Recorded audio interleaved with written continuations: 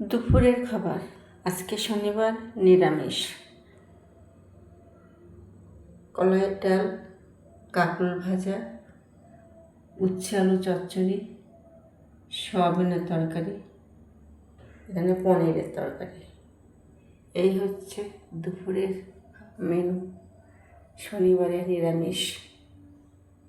তো কারা কারা শনিবারে নিরামিষ খেতে পছন্দ করো কমেন্ট করে জানাবে। নিরামিষ খেতে আমারও খুব ভালো লাগে, আর জানি না তোমাদের কেমন লাগে নিরামিষ খেতে। আমি মাছ মাংসর থেকে নিরামিষ আমার বেশি ভালো লাগে।